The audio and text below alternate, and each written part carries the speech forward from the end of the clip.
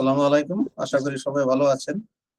তো আজকে আমরা হোমিওপ্যাথিক দর্শনের অষ্টম ক্লাস অষ্টম ক্লাসে আমরা আলোচনা করব যে বিষয়টি নিয়ে, সেটি হলো হোমিওপ্যাথি একটি বিজ্ঞান ও কলা। এই বিষয়ে আমরা একটু আলোচনা করব। ছোট একটি ক্লাস, কিন্তু গুরুত্বপূর্ণ, খুবই গুরুত্বপূর্ণ।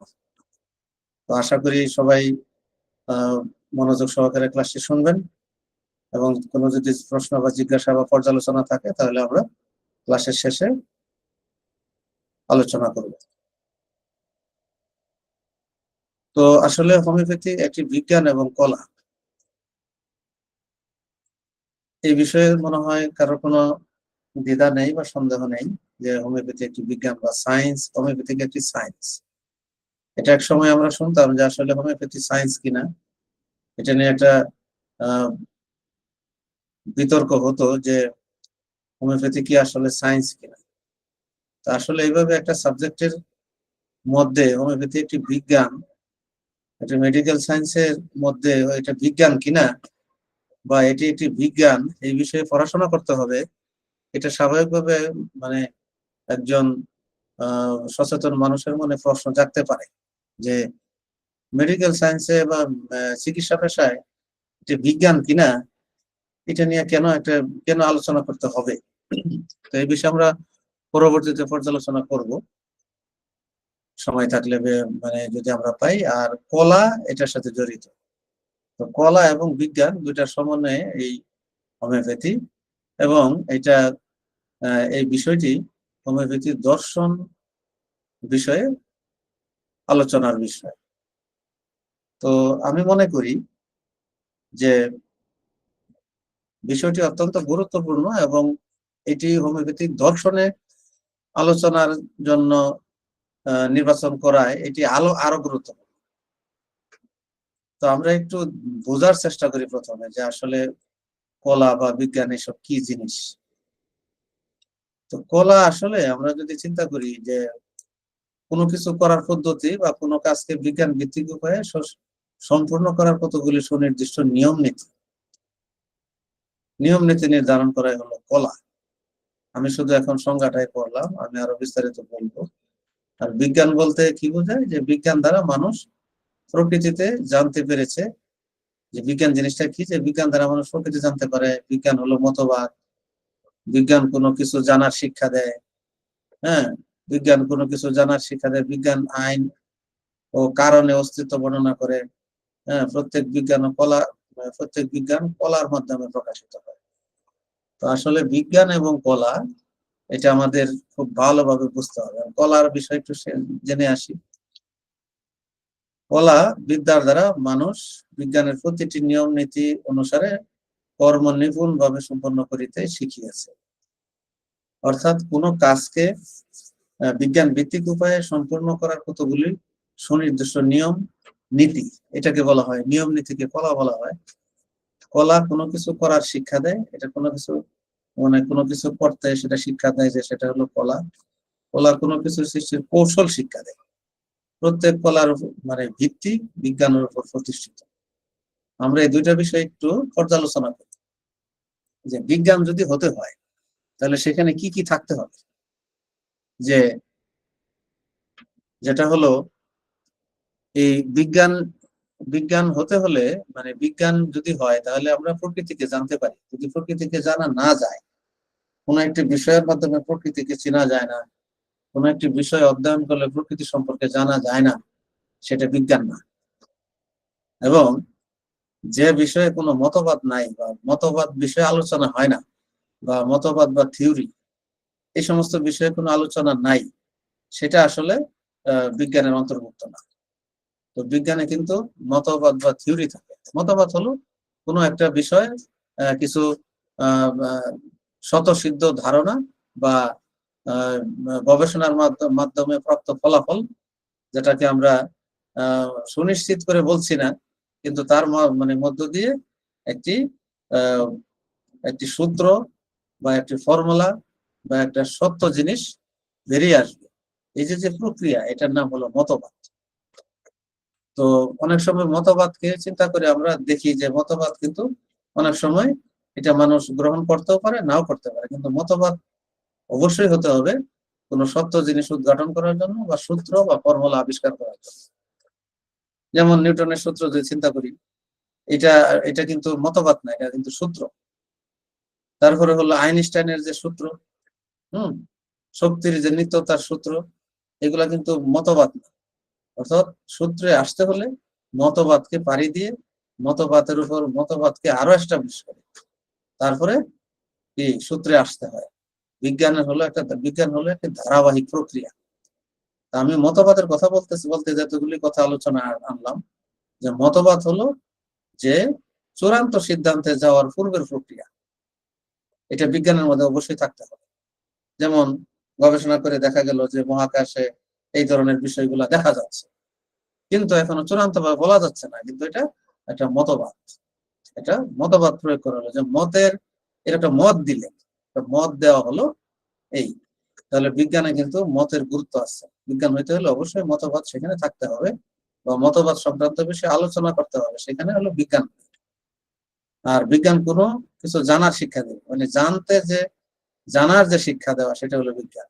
আর বিজ্ঞানও আইন ও কারণের অস্তিত্ব বর্ণনা করে। যেমন এখানে নিয়ম কানুন থাকবে এবং কারণের বিষয়ের বর্ণনা থাকবে।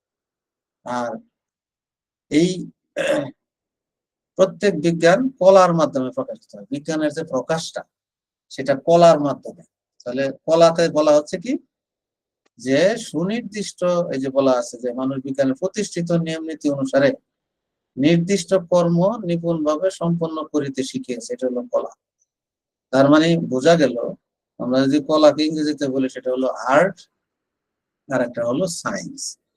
তা আর্ট হলো কৌশল বা কলা কৌশল বা নিয়ম নীতি, যেটা হলো অবশ্যই বিজ্ঞান ভিত্তিক উপায় হবে কতগুলো সুনির্দিষ্ট নিয়ম কানুনের মাধ্যমে। কলা কোনো কিছু করার শিক্ষা দেয়, মানে কোনো কিছু করার একটা শিক্ষা দেবে কলা। আর একটা সৃষ্টির কৌশল, এটা কলা মানে কৌশল সম্পর্কে ধারণা দেবে। আর প্রত্যেক কলার ভিত্তি হবে বিজ্ঞান। তার মানে হলো কলা যদিও কৌশল বা কোনো কিছু সৃষ্টির নিয়ম কানুন, কিন্তু সেটা অবশ্যই বৈজ্ঞানিক এবং সেটা অবশ্যই সায়েন্স বিজ্ঞান ভিত্তিক হতে হবে। এইটুকু হলো কলা এবং বিজ্ঞান। এই দুই প্রসঙ্গে যদি চিন্তা করি, তাহলে হোমিওপ্যাথি আমরা দেখি যে দুইটাই আছে। এবং হোমিওপ্যাথিতে যে সমস্ত বিষয়, যেমন অর্গানম অফ মেডিসিন, তারপরে ম্যাটেরিয়া মেডিকা, আমরা যতগুলি মূল সাবজেক্ট আমরা দেখি, প্রত্যেকটাই কিন্তু বিজ্ঞান। আমার এই সংজ্ঞা অনুসারে, এই 3-4টা বৈশিষ্ট্য অনুসারে, সে সবগুলি বিজ্ঞানের আওতায় পড়ে। আর কলার বিষয়টা যে হোমিওপ্যাথি একটি কলা, এইটা আমরা চিন্তা করতে গেলে অবশ্যই দেখবো যে এখানে কৌশল, নিয়ম নীতি, সুনির্দিষ্ট কিছু নীতি বা কৌশল বা টেকনিক, এই সমস্ত বিষয়গুলি আমরা দেখতে পাই। যেমন এটাকে যদি আরো বাস্তবভাবে আমরা আলোচনা করি, যেমন যখন আমরা একটু প্রেসক্রিপশন করি বা রুগী দেখি, তখন কিন্তু মানে বিজ্ঞানের প্রয়োগ হয়, সেখানে সায়েন্স থাকে এবং সেখানে কলা থাকে। আমরা যখন কোনো রুগী দেখি বা কেস টেকিং করি, তখন সেখানে দুইটা বিষয়ের উপস্থিতি থাকে, একদিকে থাকে মানে কলা, একদিকে থাকে বিজ্ঞান। এটা কিন্তু খুব গুরুত্ব সহকারে আপনারা চিন্তা করবেন। কলা এবং বিজ্ঞানের সমন্বয় যদি কেস টেকিং এ না হয়, তাহলে ভালো কেস টেকিং করা সম্ভব না, ভালো প্রেসক্রিপশন করাও সম্ভব না। এবং এই দুইটা বিষয় দর্শন শাস্ত্রের অন্তর্ভুক্ত এই জন্যই যে আমরা এখানে জ্ঞানের বিশ্লেষণ, সত্যের উদ্ঘাটন এবং বিচার বিশ্লেষণের মাধ্যমে এই দুইটা বিষয়ই কিন্তু সিদ্ধান্তে পৌঁছতে হয়। বিজ্ঞানও কিন্তু বিচার বিশ্লেষণ আছে, এবং কলার ভিতরেও কিন্তু সুনির্দিষ্ট নিয়ম কানুন বা বিচার বিশ্লেষণ আছে। সুতরাং এই কলা এবং বিজ্ঞান এই দুইটা এই দর্শনের আওতাভুক্ত। তাহলে আমি 3টা বিষয় এখানে আলোচনায় নিয়ে আসলাম, একটা হলো বিজ্ঞান, একটা হলো কলা, এবং এই দুইটা বিষয় দর্শনের মধ্যে কেন অন্তর্ভুক্ত করা হলো সেই বিষয়টা। কারণ দর্শন যেহেতু যুক্তি, বিচার বিশ্লেষণ এবং অ্যানালাইসিসের মাধ্যমে সিদ্ধান্তে উপনীত হয় এবং সত্য জিনিসটাকে বের করে আনা হয়, সেটাই হলো দর্শন বা ফিলোসফি। তো সেই ক্ষেত্রে আমরা দেখলাম যে একজন রোগী যখন আমাদের সামনে আসে, রোগীর সাথে যখন আমরা কথা বলি, রোগীর যখন লক্ষণ নিয়ে কথা বলি বা তার যে কষ্টের কথা শুনি, এবং তার জন্য যে একটি ব্যবস্থাপত্র দেওয়া হয় এবং যে কেস টেকিং করা হয়, এবং সেগুলির মধ্যে কলা বিজ্ঞান সবকিছুই থাকে। এইটুকু আশা করি আপনারা ক্লিয়ার বুঝতে পেরেছেন। তো আমরা একটু ব্যাখ্যায় যাই যে আসলে আমরা প্রয়োজনে আবারও রিপিট করব যদি আপনাদের কোনো পর্যালোচনা থাকে, এবং আমিও আমার দৃষ্টিতে যদি মনে করি যে বিষয়টা আবার রিপিট করা প্রয়োজন সেটা করব, যেহেতু আমাদের হাতে সময় থাকতে পারে। তো হোমিওপ্যাথি একটি বিজ্ঞান ও কলা, এটা একটু চিন্তা করি কিভাবে। হোমিওপ্যাথি একটি বিজ্ঞান। বিজ্ঞান বলতে আমরা বুঝি কোনো বিষয় সম্বন্ধে সুসংগত জ্ঞান, সুসংগত জ্ঞান বা পর্যবেক্ষণ। সুসংগত জ্ঞান ও পর্যবেক্ষণ পরীক্ষার দ্বারা প্রমাণিত হয়, এবং পরীক্ষিত সেই জ্ঞান থেকে কতগুলো সাধারণ সূত্র আবিষ্কার হয়, যাকে বলছিলাম যে কিছু এই পরীক্ষিত সেই জ্ঞান থেকে সূত্রের আবিষ্কার হয়। পৃথিবীতে যত সূত্র আবিষ্কার হয়েছে প্রত্যেকটাই কিন্তু এই আপনার কি বলে এই বিজ্ঞান, সুসংগত জ্ঞান পর্যবেক্ষণ পরীক্ষার দ্বারা প্রমাণিত, এবং সেখান থেকে সূত্র বের হয়ে আসছে। হোমিওপ্যাথিক ফার্মাকোপিয়া নির্দিষ্ট নিয়মে কোনো হোমিওপ্যাথিক ওষুধ প্রস্তুত করে তা সুস্থ মানুষ দেহে প্রয়োগ করলে কতগুলি শারীরিক ও মানসিক লক্ষণ সৃষ্টি হয়, এবং এই লক্ষণগুলির অধিকাংশ লক্ষণের সদৃশ্য লক্ষণ যদি কোনো প্রাকৃতিক পীড়া আক্রান্ত মানুষের মধ্যে দেখা দেয়, তাকে ওই ওষুধ খাওয়ানো হয়, তাহলে রোগটি চিরতরে বিজ্ঞান মানে চিরতরে নির্মূল হয়। এখানে বিজ্ঞান শব্দটা বাদ দেবে, চিরতরে নির্মূল হয়ে যায়। ইহা পৃথিবীর যে কোনো প্রান্তর লোকের জন্য সত্য। তো আমরা আসলে একটা বিষয় দেখলাম যে এখানে একটা কথা বলা হচ্ছে যে বিজ্ঞান এবং কলার বিষয়ে, যে আমরা এখানে দেখলাম যে ফার্মাকোপিয়ার কথা আসছে, যে সুনির্দিষ্ট নিয়মে ওষুধ প্রস্তুত করা এবং তা মানুষের দেহে প্রয়োগ করা, এবং সেই লক্ষণের সদৃশ্য ওষুধ যদি আবার কোনো রোগাগ্রস্ত মানুষের প্রয়োগ করা হয় বা খাওয়ানো হয়, তাহলে কি হবে, সেই লক্ষণগুলি নির্মূল হয়ে যাবে, চিরতরে নির্মূল হয়ে যাবে। এইটাই হলো মানে যে কোনো প্রান্তের লোকের জন্য সত্য কথা। তো এখানে দুইটা বিষয় কিন্তু কাজ করেছে, একটা হলো কি বিজ্ঞান বা সুসংগত জ্ঞান আমার কাজ করতে হয়েছে, অন্যদিকে হলো ফার্মাকোপিয়া বা সুনির্দিষ্ট নিয়মে যে ওষুধ প্রয়োগ করার বিষয়টি আছে সেটি। তার মানে কলা এবং বিজ্ঞান দুটো বিষয় এখানে আছে। সুতরাং হোমিওপ্যাথি একটি বিজ্ঞান, এটা আমরা বুঝতে পারলাম। এই হোমিওপ্যাথি একটি আদর্শ আরোগ্য কলা, মানে কলার অর্থ কোনো কিছু করার পদ্ধতি বা কাজকে বিজ্ঞান ভিত্তিক উপায়ে সম্পূর্ণ করার কতগুলি সুনির্দিষ্ট নিয়ম নীতি নির্ধারণ। নিম্নোক্ত হোমিওপ্যাথিক আরোগ্য নীতিগুলি হোমিওপ্যাথির যে একটি আদর্শ আরোগ্য কলা তা প্রমাণ করে। কয়েকটি বিষয় আছে এখানে, এই বিষয়গুলি কিন্তু আরোগ্য কলা বা নিয়ম নীতি সংক্রান্ত বিষয়, সুনির্দিষ্ট নিয়ম নীতি, টেকনিক বা কৌশল, এই বিষয়গুলি কিন্তু কলার মধ্যে পড়ে।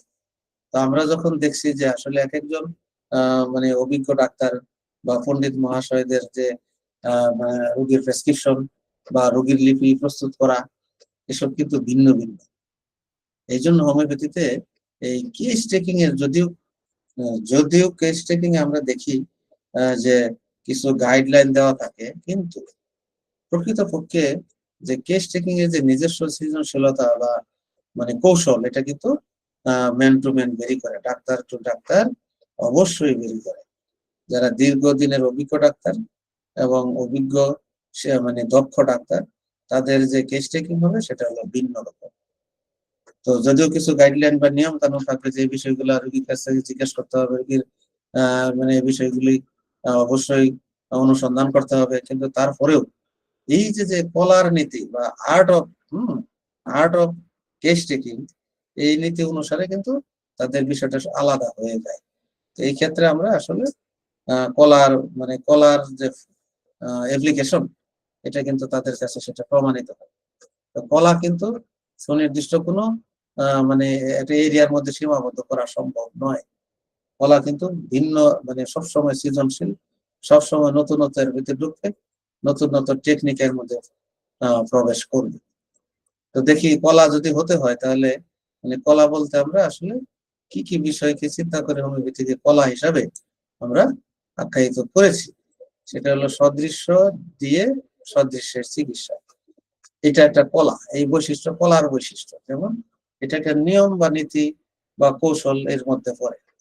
ওষুধ পরীক্ষণ, অর্থাৎ যে ওষুধটা প্রয়োগ করা মানে রোগীর জন্য প্রয়োগ করা, সেটা অবশ্যই পূর্বে পরীক্ষা করা হয়ে গেছে। ওষুধের শক্তিকরণ, এটা একটা বিষয়, আর্ট এটা। একক ঔষধ, একটা ওষুধ প্রয়োগ করতে হবে, একক মাত্রা, সূক্ষ্ম পরিবর্তিত মাত্রা, রোগীর ব্যক্তি স্বাতন্ত্র্য ও ওষুধের সত্তার স্বাতন্ত্র্য নির্ণয়। এগুলি কিন্তু আমরা বলতে পারি যে এই কতগুলা বেসিক নিয়ম কানুন অনুসরণ করা। রোগ নয় রোগীকে চিকিৎসা করা, রোগীকে আংশিক নয় আঙ্গিক নয় সামগ্রিকভাবে চিকিৎসা দর্শনে করা। হ্যাঁ, আরোগ্য করতে হবে কম সময়ে, কম কষ্টে, কম খরচে এবং নির্দোষ ও স্থায়ীভাবে। এই যে বিষয়গুলি আছে, এই বিষয়গুলি কিন্তু আসলে আমরা কিছু নিয়ম কানুনের আওতার মধ্যে আছে। তাহলে আমরা যদি বলি যে কলা সুনির্দিষ্ট কিছু নিয়ম কানুন বা নিয়ম নীতি, এটাকে আমরা কলা বলতেছি, তাহলে নিয়ম নীতিগুলি এইরকম। আমরা অবশ্যই হোমিওপ্যাথিতে এই বিষয়গুলো নিয়ে কাজ করি। একক মাত্রা, একক ওষুধ, ওষুধের শক্তিকরণ, ওষুধ পরীক্ষিত ঔষধ, তারপরে সূক্ষ্ম পরিবর্তিত মাত্রা। সুতরাং এই সমস্ত বিষয়গুলি কিন্তু কি এই নিয়ম নীতির মধ্যে, অর্থাৎ কতগুলা নীতির মধ্যে পড়ে, এগুলো অর্থাৎ যেগুলো প্রিন্সিপাল মানতে হবে।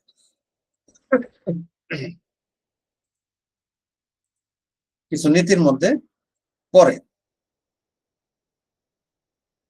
তো আমি মনে করি যে আপনারা এই বিষয়গুলি, প্রত্যেকটা বিষয় খুব সহজ সরল বা সরল বিষয়, কোনো কমপ্লেক্স কোনো বিষয় এখানে নাই। আমি মনে করি যে বিষয়গুলো আপনারা সহজে বুঝতে পেরেছেন। তো এই হোমিওপ্যাথিতে একটি বিজ্ঞান এবং কলা, এই বিষয়ে কি আপনাদের কোনো বিতর্ক আছে, কোনো সন্দেহ আছে? হ্যালো? না স্যার, সন্দেহ নাই। এখানে একক মাত্রা বলতে কি বোঝানো হয়েছে স্যার? এখানে একক মাত্রা বলতে অর্থাৎ যখন আমরা একটি মাত্রা, অর্থাৎ একক মাত্রার সংজ্ঞা কিন্তু দেখবেন যে হোমিওপ্যাথি নিয়ম কানুনে আমরা পড়াইছি, বা হোমিওপ্যাথি কি বলে অর্গান অফ মেডিসিনেও বলা আছে যে একবারে যতটুকু ওষুধ প্রয়োগ করা হবে এটি একক মাত্রা বলা আছে। এখন 50 সহস্র তুমি কি স্যার একটা 50 সহস্র তুমি কি একটা ওষুধ একবারে আপনি যতটুকু ওষুধ প্রয়োগ করবেন এটাকে একক মাত্রা। আমরা তো দেখি একটা পাওয়ারকে জাকি দিয়ে 4 আউন্স বা 2 আউন্সের মধ্যে যতটুকু ওষুধ আছে কয়েকবার ইয়া করা হয়, প্রয়োগ করা। ওটা তো শক্তিকরণ ওটা বলতেছেন আপনি মনে হয়। না, 50 সহস্র তুমি কি শুধুমাত্র একবারে ওষুধ খাবে নাকি একটা পাওয়ারকে একবার ওষুধ না, একবারে যতটুকু ওষুধ খাওয়া হলো। হ্যাঁ, যেমন একটা গ্লোবাল আমরা কি আমরা যখন দেখি যে মনে করেন যে আপনার এটা কিন্তু একটা দেওয়া আছে, পরিমাণ দেওয়া আছে, একবারে যতটুকু ওষুধ আপনার প্রয়োগ করবেন সেটাকে একক মাত্রা হিসাবে বলা হবে। এই মাত্রার বিষয়ে বিস্তারিত আলোচনা আছে যে মাত্রা, একক মাত্রা কতটুকু হলে একক মাত্রা ইত্যাদি, এগুলো একটু জেনে নিয়ে না। তো এটাকে জাস্ট আমি নিয়ম নীতির এই নীতি থাকলে পরে সেটা কি হবে, কলা হবে। বুঝতে পারছেন? সেটা তো অর্গাননের কথাগুলো আসছে। হ্যাঁ, অর্গাননের মধ্যে যে এই নীতি থাকলে পরে সেটা কিসের আওতাভুক্ত হবে, কলার আওতাভুক্ত হবে। আমি কলা বলতে এই মাত্রার কথা বলতেছি। যেমন পরীক্ষিত ওষুধ হইতে হবে, যদি পরীক্ষিত ওষুধ না হয় তাহলে সেটা কলা হবে না। কলার কতগুলি বৈশিষ্ট্য এখানে তুলে ধরা হবে। এছাড়াও আমি বলেছি যে এছাড়াও যে আরো কিছু নিজস্ব কলা কৌশল, নিজস্ব কোনো শৈলী, নিজস্ব কোনো সৃজনশীলতা থাকতে পারে একজন অভিজ্ঞ বা বিজ্ঞ চিকিৎসকের। এই জন্য দেখা যায় যে দার্শনিক ভাবে চিন্তা করলে প্রত্যেকটা অভিজ্ঞ ডাক্তারের কিন্তু নিজস্ব একটা আর্ট আছে। এটা আপনারা শুনেছেন যে খুব অভিজ্ঞ ডাক্তার দীর্ঘদিনের ধরে চিকিৎসা করছে, তার কিন্তু কেস টেকিং আলাদা। এরকম না, সাধারণ মানুষের মতো কেস টেকিং তারা করে না। তাহলে তাদের দৃষ্টিভঙ্গি, তাদের সৃজনশীলতা, তাদের কেস টেকিং এর ধরন সেটা ভিন্ন। কেন? তারা তো সেই একই ওষুধ প্রয়োগ করছে, তারা হয়তোবা রাষ্ট্রক্স প্রয়োগ করতে যাচ্ছে, হয়তোবা ন্যাট্রামিউর প্রয়োগ করতে যাচ্ছে, অথবা লক্ষণ অনুযায়ী হয়তোবা আপনার অন্য আরেকটা ওষুধ আসতেছে। কিন্তু সেই ওষুধটাই যখন আরেকজন ডাক্তার প্রয়োগ করতে যাচ্ছে, সেটা তার ধরনটা ভিন্ন। আমি এই কথাটাই বলছি। তো হোমিওপ্যাথিতে কলার খুবই গুরুত্ব আছে। Homeopathy is a art of science, এখানে বলা হচ্ছে আর্ট অফ সায়েন্স। বিজ্ঞান কলা, এই বিষয়ে আমি মনে করি যতই সহজ মনে হয় যে হোমিওপ্যাথি একটি কলা, বিষয়টা যতই সহজ লাগে, কিন্তু আমার কাছে মনে হয় বিষয়টা ততই কঠিন। আপনারা একমত কিনা? স্যার, হোমিওপ্যাথি একটি জটিল চিকিৎসা বিজ্ঞান। হ্যাঁ, এটা তো আমরা বলতেছি জটিল, কিন্তু কলার সেন্সে, কলা যদি আমরা বলি যে আসলে, যদি আমরা বলি কলা, এবং সেটা অবশ্যই ক্রিয়েটিভিটি, সেটা অবশ্যই সৃজনশীলতা আছে। আমরা যদি একটু চিন্তা করি যে আমরা মানে সেকেন্ডারি লেভেলে বা মাধ্যমিক লেভেলে আমরা যখন দেখি যে যে ধরনের প্রশ্নপত্র হইতো, তাই না, সেটা কি যেন প্রশ্ন ছিল? সৃজনশীল প্রশ্ন, তাই না? এটা আমরা সবাই জানি। তো সৃজনশীল প্রশ্নে কিন্তু দেখতেন যে আসলে কোনো ধারাবাধা, কোনো নিয়ম ছিল, সাজেশন ছিল, কিছুই ছিল।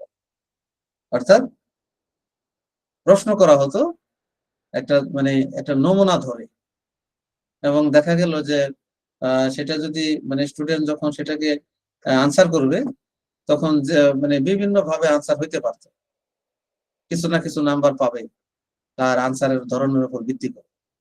এই যে এক একজন এক এক ভাবে উত্তর লিখতেছে, সবার উত্তরই সঠিক, কোনো না কোনো ভাবে সঠিক, যদি সে ট্র্যাকে থাকে বা সঠিক নিয়মের ভিতরে থাকে, প্রিন্সিপাল মাইনাস হলে, তাহলে সবার আনসারকেই কিছু না কিছু মূল্যায়ন করা হয়। এটা কিন্তু এক ধরনের কলা, এবং এই কলা সংক্রান্ত বিষয়ে আপনার হোমিওপ্যাথিতে বিশাল আলোচনা। হোমিওপ্যাথি যে art of science, healing of art. আপনারা যদি মানে সময় পান তাহলে বইগুলা পড়ার চেষ্টা করেন, যে homeopathy is the healing of art. এই যে হিলিং অফ আর্ট বলা হচ্ছে, এই বইটা আপনারা পড়েন। হ্যাঁ, এসেন্স অফ মেডিসিন, এসব এই জাতীয় যে কতগুলো বই আছে, এগুলো যখন পড়বেন, তখন এর ভিতরে বিস্তারিত মানে জানতে পারবেন যে আসলে কলা নিয়ে কত ধরনের আলোচনা হয়। আর সায়েন্সের বিষয়ে আমি মনে করি যে, এটা আমি অনেক জায়গায় আমি শুনেছি যে আসলে হোমিওপ্যাথি বিজ্ঞান কিনা, এটা বলতে যে হোমিওপ্যাথিকে খাটো করা হয়, কিন্তু আসলে এটা সিলেবাসে আসছে এই জন্য যে আসলে মানুষকে বুঝিয়ে দেওয়া বা বলা বা ভিত্তিটাকে মজবুত করা। আমরা অনেকেই এই জিনিসটা বুঝি না, যে এই যে অ্যানাটমি ফিজিওলজি পড়লেই যে এখানে হোমিওপ্যাথি সায়েন্স, এটা না। আমরা যদি কোর্স থিং চিন্তা করি, যে আমরা কোর যে সাবজেক্ট, হোমিওপ্যাথির যে কোর সাবজেক্ট যদি আমরা চিন্তা করি, অর্গান অফ মেডিসিন, তারপরে হলো আপনার ম্যাটারি মেডিকা, হ্যাঁ, এই সমস্ত বিষয়গুলো যখন আমরা, ক্রনিক ডিজিজ, এই বইগুলো যখন আমরা দেখব, তখন আমরা মনের মধ্যে প্রশ্ন আসাটাই স্বাভাবিক, যে এটা আসলে সায়েন্সের মধ্যে কিভাবে যায়। তো সায়েন্স হইতে হলে কি কি হতে হবে, সেটা কিন্তু আমি আলোচনা করেছি, যে এখানে মতবাদ থাকবে, জানার বিষয় থাকবে, কারণ সংক্রান্ত আলোচনা হবে, হ্যাঁ, এবং এর মাধ্যমে নেচারকে জানা যাবে, প্রকৃতিকে জানা যাবে, এবং এই প্রকৃতি বা নেচার বা ন্যাচারাল, হ্যাঁ, ন্যাচারাল বা নেচার, এই বিষয়গুলো সম্পর্কে ভালো ধারণা না থাকলে হোমিওপ্যাথি বোঝা যাবে না। এবং অনেক জায়গায় বলা আছে যে প্রাকৃতিক ভাবে রোগাগ্রস্ত ব্যক্তি সুস্থ হবে, এই কথা কিন্তু এই যে এই শেষের দিকে এক জায়গায় বলা আছে। এটা কোথায় যেন আছে, আমি পড়লাম একটু আগে। তার মানে এই যে প্রাকৃতিক ভাবে, হ্যাঁ, মানে কি বলে, রোগাগ্রস্ত, তার মানে মানুষ অসুস্থ হয় কিভাবে, এইটা নিয়ে আরো বিস্তারিত আলোচনা অন্যান্য মানে স্যার হয়তো করে থাকবে, যে মানুষ কিভাবে অসুস্থ হয় আসলে। আমরা ফিলোসফিতেও পাবো, পরবর্তীতে আলাপ আলোচনায় বিভিন্ন জায়গায় হয়তো পাইতেও পারি। তো যাই হোক, তা আমি এটুকু বললাম আজকের আলোচনায়, যে হোমিওপ্যাথি সায়েন্স একেবারে, এটা মানে খুব এতে কোনো সন্দেহ নাই। এবং এই সমস্ত বিষয় বিজ্ঞান হতে হলে যা যা লাগে, হম সমস্ত বিষয় কিন্তু হোমিওপ্যাথির মধ্যে আছে। প্লাস এটার মধ্যে একটা কলার উপস্থিতি আছে, যেটা হয়তো অন্য কিছুতে হয়তো নাও পাওয়া যেতে পারে। এবং এখানে কিন্তু একটা জায়গায় দেখেন বলা আছে যে প্রত্যেক কলার ভিত্তি হলো বিজ্ঞান। তাহলে কলাও কিন্তু মানে বিজ্ঞানের চেয়ে কোন অংশে মানে বিজ্ঞান কলাকে ব্যাখ্যা করতে গেলে বিজ্ঞানের সহায়তা প্রয়োজন।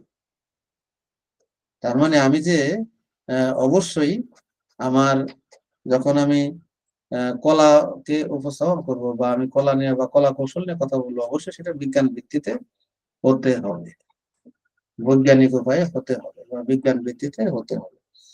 তা আমি মনে করি যে হোমিওপ্যাথিক কলা না বিজ্ঞান না কি, এই বিষয়ে বিস্তারিত আলোচনা আর প্রয়োজন নাই, আপনারা ইতিমধ্যে মানে বুঝতে পেরেছেন। তো আপনারা এই রিলেটেড বই যখন পড়বেন, এই বইগুলি আমি যেটা বললাম যে homeopathy is the art of healings, এই বইগুলা কিন্তু একটু দেখেন, পড়েন, এগুলাতে আরো আপনারা অনেক অনেক গভীর থেকে আরো জানতে পারবেন। কোনো পর্যালোচনা?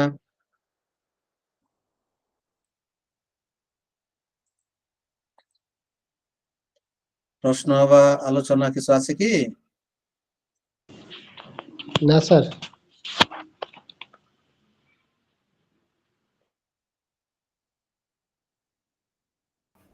স্যার রেকর্ডিং কি অফ করবো? আমার মনে হয় যেহেতু ওনারা মানে বিষয়টি মানে clear, they have the clear understanding এবং তারা আরো জানতে পারবে, আমরা মনে হয় রেকর্ডিং অফ করি, হয়তো পরবর্তীতে আরো ক্লাস আছে।